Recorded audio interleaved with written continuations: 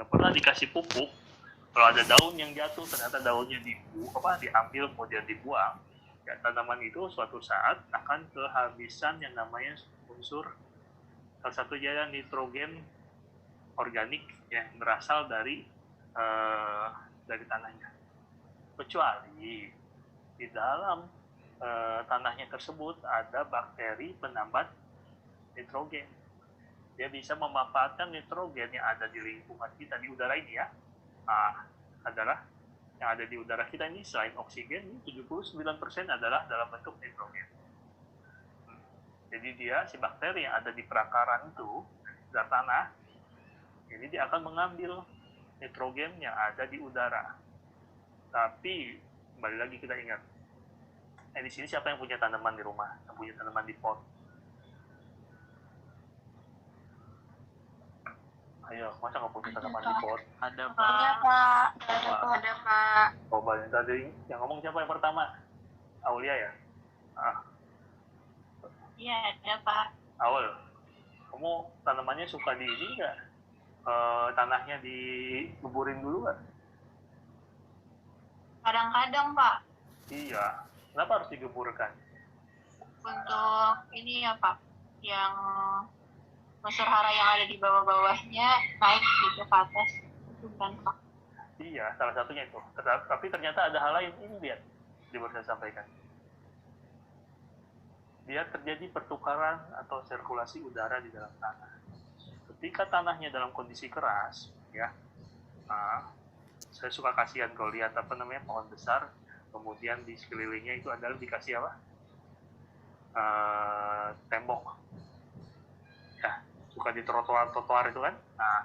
Itu kan berarti apa yang terjadi? Nitrogennya nggak masuk ke dalam, ke tanah, nggak ada terjadi pergantian udara di dalamnya. Tapi kita tanah gembur, salah satunya adalah fungsinya selain tadi untuk menaikkan atau mengomongin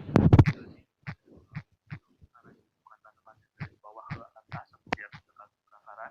Satunya adalah akan terjadi pertukaran udara. Ya, kalau tanahnya terlalu rapat ya udaranya nggak mau masuk ke dalam.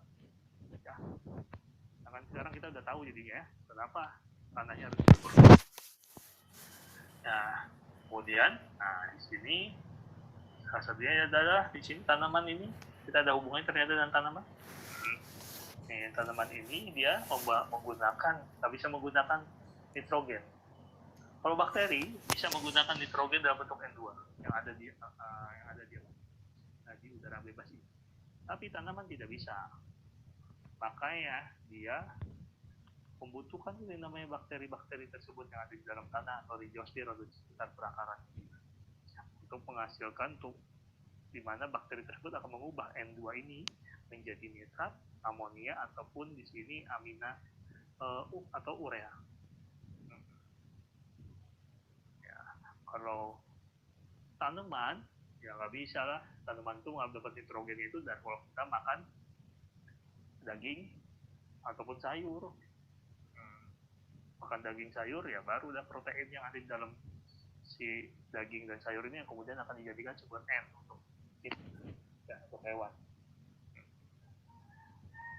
Jadi ternyata kita butuh itu yang namanya bakteri ini. Tanaman yang akan tumbuh subur, tanaman tidak akan menghasilkan oksigen kalau asupan nitrogennya tidak terpenuhi oleh bakteri. Kalau tadi awal fotosintesis, berarti selain tanaman, ternyata bakteri pun adalah penyuplai oksigen buat kita ya. Tolong diingat itu ya.